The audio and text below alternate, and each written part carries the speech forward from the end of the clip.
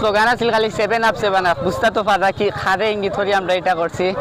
আর আশা করি আজকে আমরা 5-6টা কিংবা 7টা গোল করতাম পারি। হওয়া যায় না 7 আপ হচ্ছে হওয়া যায় না আমরা 7 আপ কি পারতাম পারি।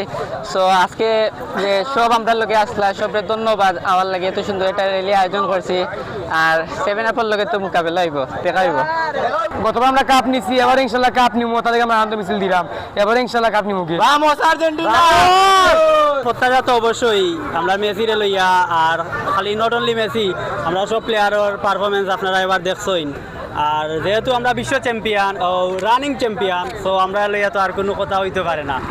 আর এবারও আমরা হোপ ফর দ্য বেস্ট। আমরা আর্জেন্টিনা সাপোর্টার মৌলভীবাজার, আজকে আমরা বিশ্ব চ্যাম্পিয়ন।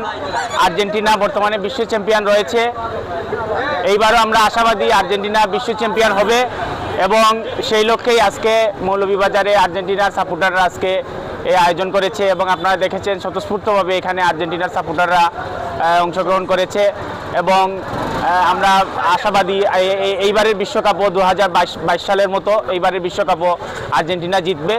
মৌলভীবাজারের পক্ষ থেকে আমরা এটাই প্রত্যাশা করি। আমার তো মনে হয় ভাই ব্রাজিল এরকম মানে ব্রাজিলের যত ফ্যান বেজ আছে এরকম শোডাউন করতে পারবো করি।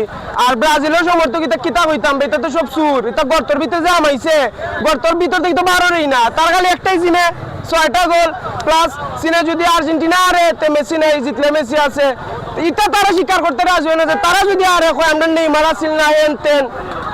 আপনারা সবই তো দেখতে পাচ্ছেন যে ফার্স্ট ম্যাচ যে মরক্কোর লগে ড্র করছে, কইছিল যে আমরা বস নেই মারা ছিল না, এর লাগি ড্র হইছে। যে আইতের লগে 4টা গোল দিলেইছে শেষ, তারা চাপা তো বাড়ি গেছে, চাপার জ্বালায় তার গালামকে দেওয়া যায় না ভাই, লুকাইয়া ভাই গরব বাতাসলাম এই 2-3টা দিন, বুঝছেন নি।